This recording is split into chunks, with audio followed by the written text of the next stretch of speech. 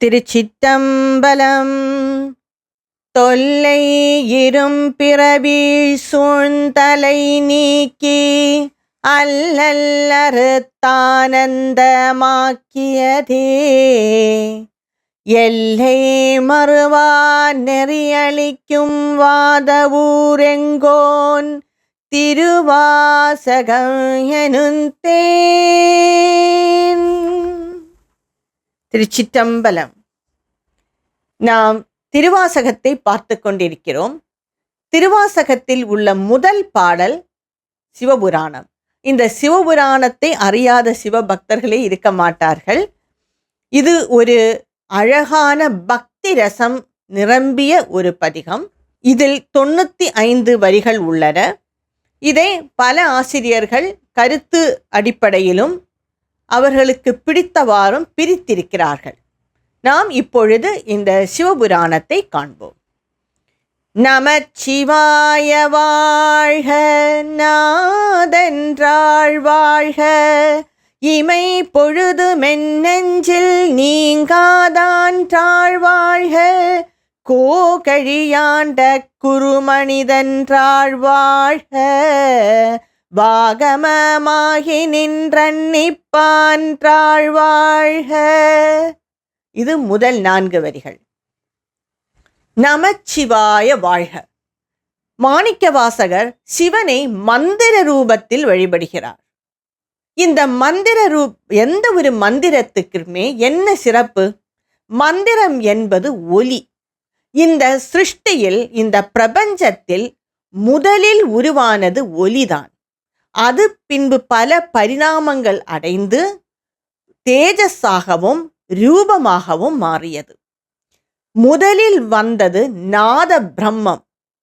எல்லாம் வல்ல பரம்பொருளிடம் இருந்து முதலில் வந்தது நாத பிரம்மம். நாத பிரம்மம் என்றால் நாம் ஆங்கிலத்தில் கூறுவோமே சட்டில் வைப்ரேஷன் என்று. அந்த முதலில் அந்த வைப்ரேஷனான நாதம்தான் வந்தது.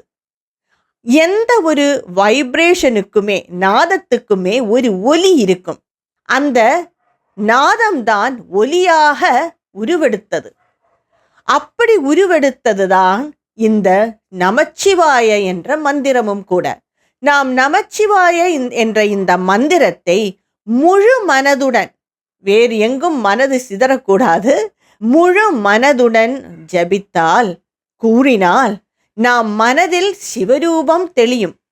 அந்த ஒலிக்கான ரூபம் தெளியும்.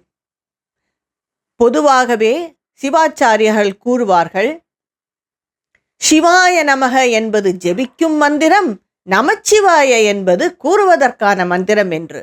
நமச்சிவாய என்ற மந்திரத்தை நாம் உறக்க கூறியாலும் சரி, மனதளவில் கூறியாலும் சரி, அதற்கான சிவரூபத்தை ஒரு மனதுடன் நாம் ஜபித்தால் நாம் காண முடியும். அப்படி மாணிக்கவாசகர் தனக்குள் கண்ட அந்த சிவபெருமானை, மந்திரம் சொல்லி கண்ட சிவபெருமானை நாதன் தாழ் வாழ்க, நாதன் தாழ் வாழ்க. தாழ் என்றால் திருவடி என்று பொருள். நாதன் எனக்குள் நிற்கும் அந்த ஈசனின் திருவடிகளை வாழ்த்துகிறேன். இதில் இருந்து என்ன புரிகிறது என்றால், சிவன் அடியார்களானாலும் சரி, சித்தர்களானாலும் சரி, பெரிய ஞானிகளோ யோகிகள் ஆனாலும் சரி, அவர்கள் மனதிலே சிவனை பிடித்து வைத்துக்கொண்டு அதைத்தான் வணங்குகிறார்கள். அவர்களின் வெளியில் சிவனை கொண்டு போவதே இல்லை. இது முதல் வரியின் விளக்கம். இமைப்பொழுதும் என் நெஞ்சில் நீங்காதான் தாழ்வாழ்க. இமைப்பொழுது கூட என் மனதில் இருந்து அந்த சிவன் விலகுவதே இல்லை. பக்தியால் நான் அவரை என் மனதுக்குள்ளேயே நிறுத்தி வைத்திருக்கின்றேன். இமை பொழுது கூட அவர் என் நெஞ்சை விட்டு விலகவே இல்லை, என் மனதை விட்டு விலகினதில்லை. அப்படி நிற்கும் அந்த சிவனின் தாழை வணங்குகிறேன், திருவடிகளை நான் வணங்குகிறேன். இது ஒரு பொருள் விளக்கம். வேறு ஒரு விளக்கம் என்னவென்றால், பரம்பொருளான அந்த பரமாத்மா எப்பொழுதுமே இந்த ஜீவாத்மாவுடன் இணைந்துதான் இருக்கிறார். இந்த ஜீவாத்மாவும் பரமாத்மாவும் பிரிவதே இல்லை. ஜீவாத்மா அது சுத்தம் அடைந்து அது பரமாத்மாவுடன் லயித்து விடுமே தவிர ஒரு நாளும் இல்லை என்றாகாது, பிரிவதும் இல்லை. நாம் வேண்டுமானால் நம் மனதில் அந்த ரூபத்தை உணருவதில்லை. அதற்காக அது இல்லை என்று கூற முடியாது. எப்பொழுதுமே அந்த பரம்பொருளான ஈசன் என்னுடனே இணைந்து இருக்கிறான். இமைப்பொழுதும் அவன் விலகுவதில்லை. நான் வேணுமென்றால் அதை உணராமல் இருக்கலாம், ஆனால் அவன் விலகுவதே இல்லை. அப்படி பக்தியால் நான் அதை உணர்ந்து அந்த சிவனின் திருவடிகளை நான் வணங்குகிறேன். கோகழியாண்ட குருமனிதன் தாழ்வாழ்க. கோகழி என்றால் திருப்பெருந்துறை. அங்கே ஆண்டார். எப்படி ஆண்டார் சிவன்? குரு ரூபத்தில் அமர்ந்திருந்தார். அவரிடம்தான் மாணிக்க வாசகர் அவரை ஈர்த்து விட்டார். சிவன் மாணிக்க வாசகரை குரு ரூபத்தில் திருப்பெருந்துறையில் இருந்து ஈர்த்து விட்டார். அந்த குரு வடிவாக திருப்பெருந்துறையில் இருந்த அந்த மணியான அந்த மாணிக்கமான சிவனின் திருவடிகளை வாழ்க. அவரின் திருவடிகளை நான் வாழ்த்துகிறேன். ஆகமம் ஆகி நின்று அன்னிப்பான் தாழ்வாழ்க. ஆகமங்கள் என்றால் வேதங்கள். வேதங்கள் பரம்பொருளை விளக்குகிறது. அதுதான் வேதங்கள். வேதம் என்றால் அதன் அர்த்தம் அறிவது, அவ்வளவுதான். வேதங்கள் அந்த பரம்பொருளை விளக்குகின்றது. இந்த பரம்பொருள் யார்? அந்த ஈசன் தான். அந்த பரம்பொருளை ஈசனை விளக்குவதுதான் வேதம். தமிழில் வேதத்துக்கு இணையானது திருமுறைகள். அந்த திருமுறைகளானாலும் சரி, வேதம் ஆனாலும் சரி, அந்த என்னை அது அதனுடன் இணைத்து கொள்கிறது. என்னையே அதில் இணைத்து கொண்டு நிற்கும் அந்த சிவனின் திருவடிகளை நான் வணங்குகிறேன். ஆகமம் ஆகி நின்றன்றிப்பான் தாழ்வாழ்க. அடுத்த 4 வரியின் அர்த்தம்: ஏக நனேக நிறைவ நடிவாழ்க. வேகங்கெடுத்தாண்ட வேந்த நடிவெல்க. பிறப்பறுக்கும் பிஞ்சகன்றன் பெய்கழல்கள் வெல்க. புறத்தார்க்கு சேயோன்றன் பூங்கழல்கள் வெல்க. ஏகன் அநேகன் இறைவன் நடி வாழ்க. ஏகனான அந்த கடவுள் அநேகனாக மாறியதும் அந்த சிவனின் திருவடிகளை நான் வாழ்த்துகிறேன், வணங்குகிறேன். அது எவ்வாறு ஏகனான இறைவன் அநேகனாக மாறுவான்? முதலில் சிருஷ்டிக்கு முன்பாக இந்த பரம்பொருள் மாயையை தன்னுடன் அடக்கி வைத்து கொண்டு ஒன்றுமே இல்லாமல் வெறுமனே இருந்தது. வெறும் சிவமாக இருந்தது. காலத்தாலும் கர்மத்தாலும் பரம்பொருளின் இச்சையாலும் மாயை என்பது வெளிப்படத் தொடங்கியது. அது வெளிப்படத் தொடங்கியதும் அது பல பரிணாமங்களை அடைந்தது. பரம்பொருளுடன் மாயை இருக்கும் பொழுது இந்த எல்லா ஜீவராசிகளும் சூக்ஷ்ம ரூபத்தில் மாயையிடமே அடங்கி இருந்தது. அவ்வாறு அது பரம்பொருளுடன் இருந்தது. இந்த மாயைக்கே ஆன 3 குணங்கள், சத்துவம், ரஜஸ், தமஸ் என்ற 3 குணங்கள் அடங்கியது இந்த மாயை. அது நான் கூறியது போல் காலத்தாலும் கர்மத்தாலும் சிவனின் இச்சையாலும் பரம்பொருளின் இச்சையாலும் பரிணாமம் அடைந்து பலவாக மாறியது. முதலில் அது மகத்தாக மாறியது. மகத் என்பது இந்த எல்லா சிருஷ்டிகளின் உள்ள எல்லா ஜீவராசிகளின் சூக்ஷ்ம ரூபம் அடங்கியதுதான் மகத். அதையே நம் வேதத்தில் பல பேர்களில் கூறுகிறோம். அந்த மகத்தானது பின்பு அகங்காரமாக பரிணாமம் அடைந்தது. அகங்காரம் என்பது ஒரு தனித்தன்மை, அவ்வளவுதான்.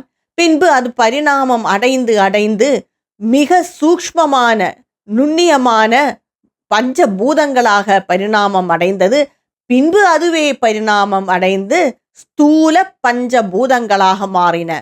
இந்த ஸ்தூல பஞ்சபூதங்கள் தான் ஆகாசம், வாயு, அக்னி, நீர், பூமி. இது எல்லாமே பஞ்சபூதங்கள். இதன் செயற்கையில்தான் இந்த காணும் அனைத்து ரூபங்களும் உள்ளன. நாம் காணும் அனைத்து ரூபங்களும் இந்த பஞ்சபூதங்களின் ஒவ்வொரு விதமான செயற்கைதான். பொதுவாகவே 4 விதமான ஜீவராசிகள் உண்டு. ஜராயுஜம், அண்டாயுஜம், ஸ்வேதஜம், உத்பீஜம். ஜராயுஜம் என்றால் கர்ப்பத்தில் இருந்து வருபவை. அண்டஜம் என்றால் முட்டையில் இருந்து விரிபவை, ஸ்வேதஜம் என்றால் ஈரமான தளத்தில் இருந்து வருபவை. உதாரணத்துக்கு நம் பாக்டீரியா, வைரஸ் என்றெல்லாம் கூறுவோமே, இதுதான் ஸ்வேதஜம். உத்பீஜம் என்றால் வித்தில் இருந்து வரும் செடி கொடிகள் மரங்கள் எல்லாம். இந்த 4 வகையான ஜீவராசிகளின் ரூபத்தை உண்டாக்குவது இந்த பஞ்சபூதங்களின் செயற்கைதான். ரூபம் உண்டான பிறகு அந்த பரம்பொருள் ஒவ்வொரு ரூபத்தின் உள்ளும் ஜீவனாக நிலை பெற்று இருக்கின்றான். இப்பொழுது என்னவாயிற்று? ஏகனான அந்த பரம்பொருள் கோடான கோடி ஜீவராசிகளாக பரிணாமம் அடைந்து விட்டான். அவன் ஜீவனாக உள்ளே நுழைந்து விட்டான். இதுவே ஏகன் அநேகன் இறைவன் அடி வாழ்க. அந்த ஏகனாக இருந்தவன் அநேகனாக மாறிய அந்த இறைவனின் திருவடிகளை வாழ்த்துகிறேன் என்று கூறுகிறார் மாணிக்கவாசகர். வேகங் கெடுத்தாண்ட வேந்தன் அடிவெல்க. வேந்தன் என்றால் முழு முதற் கடவுள், முதலான கடவுள். முதலான கடவுள் யார்? ஈசன் தான். வேகங்கெடுத்தாண்ட வேகம். வேகம் என்றால் எதற்கு நாம் உடம்பில் வேகம் உண்டு? கால்களுக்கோ? இல்லை. அதுவும் இன்று நாகரிக காலத்தில் எல்லாமே நம்மை தேடி வருகிறது. நாம் எதற்கும் போக வேண்டிய அவசியம் இல்லை. வேறு எதுவாக இருக்க முடியும் இந்த உடம்பில் வேகம் உள்ளது? மனதுதான். மனது ஒலியை விடவும் ஒளியை விடவும் மிக வேகமாக செல்கின்றது. மனம் என்பதற்கு வேகத்தை அளக்கவே முடியாது. நாம் இங்கு இருந்து கொண்டிருக்கிறோம். நாம் மனம் கடல் கடந்து எங்கோ செல்கின்றது.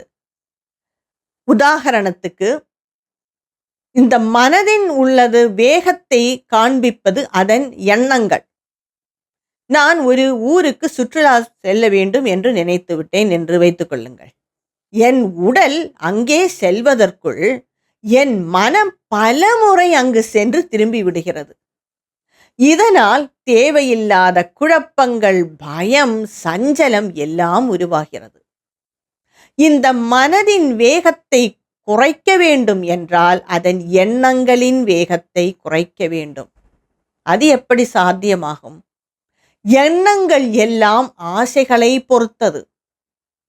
இந்த மனதின் வேகத்தை, அதாவது எண்ணங்களை ஆகட்டும் ஆசைகளாய் ஆகட்டும், அதை குறைக்க வேண்டும், அடக்க வேண்டும் என்றால் அந்த மனதை வேறொன்றிடம் திசை திருப்ப வேண்டும்.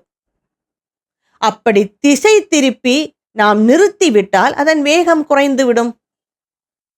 அப்படி திசை திருப்புவதற்காக சிவரூபத்தை நாம் சிந்தித்து விட்டால், எண்ணிவிட்டால் மனமெல்லாம் சிவரூபத்திலே குவிந்துவிடும். அப்பொழுது என் மனதின் வேகமும் அடங்கிவிடும். அந்த மனதை அந்த சிவன் ஆட்கொண்டு விட்டான். வேகம் கெடுத்தாண்ட ஈசன் அடி வெல்க. இவ்வாறு என் மனதை அடக்கி ஆளும் அந்த ஈசனின் திருவடிகளை நான் வாழ்த்துகிறேன், போற்றுகிறேன். பிறப்பருக்கும் பிஞ்சகன்றன் பேய்கழல்கள் வெல்க. இவ்வாறு என் மனதை அந்த சிவரூபத்திலே நான் குவித்து விட்டேன் என்று வைத்துக் கொள்ளுங்கள். எனக்கு பிறப்பு தானாக அடங்கிவிடும். பகவத்கீதையில் பகவான் கிருஷ்ணர் கூறுகிறார், நீ எதையே வாழ்க்கை முழுவதும் கூடுதலாக சிந்தித்துக் கொண்டு இருக்கின்றாயோ அதுவே உன் கடைசி நிமிட சிந்தனையாக மாறும், எண்ணங்களாக மாறும். உன் எண்ணங்கள் எவ்வாறு கடைசி நிமிடத்தில் இருக்கின்றதோ அவ்வாறே உனது பிறப்பும் ஆகும் என்று கூறுகிறார். வாழ்க்கை முழுக்க நாம் எதை சிந்தித்துக் கொண்டு இருக்கிறோமோ, ஆங்கிலத்தில் கூற வேண்டும் என்றால் the dominating thoughts of my mind during my lifetime, இது எதுவாக இருந்ததோ அதுவாகத்தான் கடைசி நிமிஷத்தில் என் மனதில் இருக்கும். வாழ்க்கை பூராக நான் அந்த பதவியை அடைய வேண்டும், இவ்வளவு பணம் சேர்க்க வேண்டும், என் பேர குழந்தைகளுக்கு பணம் சேர்க்க வேண்டும், இவ்வாறே எண்ணிக்கொண்டு இருந்தால் கடைசி நிமிடத்தில், நாம் உயிர் பிரியும் நிமிடத்திலும் அதே சிந்தனை தான் இருக்கும். அதை பொறுத்துதான் எனது அடுத்த பிறவியும் இருக்கும். இப்பொழுது மனதில் என் சிவனை நான் அடிக்கடி நினைத்து வந்துவிட்டால், dominating thoughts of my life என் சிவரூபமாக இருந்துவிட்டால் கடைசி நிமிஷத்திலும் எனக்கு அதுதான் நினைவுக்கு வரும். அப்பொழுது நான் அந்த சிவனிடமே ஐக்கியமாய் விடுவேன் இல்லையா? இதைத்தான் சூக்ஷ்மமாக கூறுகிறார். பிறப்பருக்கும் பிஞ்சகன், பிஞ்சகன் என்றால் அழிப்பவன், என் பிறப்பை அழிக்கும் பேய்கழல்கள் வெல்க. பேய்கழல்கள் என்றால், கழல் என்றால் காலில் அணியும் ஒரு ஆபரணம். அது நாம் தமிழில் தண்டை என்று கூட கூறுவோம். இதை எதற்கு அணிகிறார்கள் என்றால் அது ஒரு வீரத்தை காண்பிக்கிறது. எனது ஈசன் பயம் இல்லாத ஒரு வீரனும் கூட. அதனால்தான் அவனை தொழுவதால் என் பயமும் கலக்கமும் எல்லாம் அழிந்து விடுகிறது. பொய்கழல்கள் வெல்க. பொய்கழல்கள் என்றால் வீர கழல்கள் அணிந்த அந்த சிவனின் திருவடிகளை நான் போற்றுகிறேன், வணங்குகிறேன். புறத்தார்க்கு சேயோன்றன் பூங்கழல்கள் வெல்க. சேயோன் என்றால் தொலைவில் இருப்பவன். கொஞ்சம் தூரத்தில் இருக்கிறாரப்பா என்று கூறுவோம் இல்லையா? தொலைவில் இருப்பவன் தான் சேயோன்.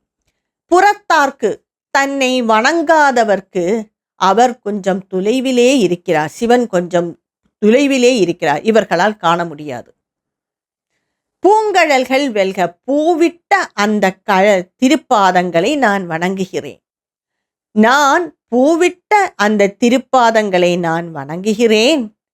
ஆனால் அவரை வணங்காதவருக்கு அவர் கொஞ்சம் தொலைவில் இருக்கிறார். அப்பொழுது எனக்கு எங்கு இருக்கிறார்? மிக அருகில் இருக்கிறார்.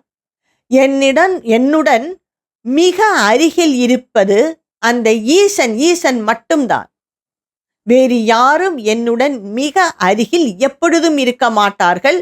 அவ்வளவு அருகிலும் கூட இருக்க முடியாது. என்னுடைய ஜீவனுடன் சேர்ந்து நிற்கின்றான் ஈசன். நான் வேண்டுமானால் உணரவில்லை, ஆனால் அவன் நிற்கின்றான். புறத்தார்க்கு சேயோன்றன் பூங்கழல்கள் வெல்க. இதுதான் அடுத்த 4 வரிக்கான விளக்கம். இதன் தொடர்ச்சி விளக்கத்தை நான் அடுத்த வீடியோவில் விளக்குகிறேன். திருச்சிற்றம்பலம்.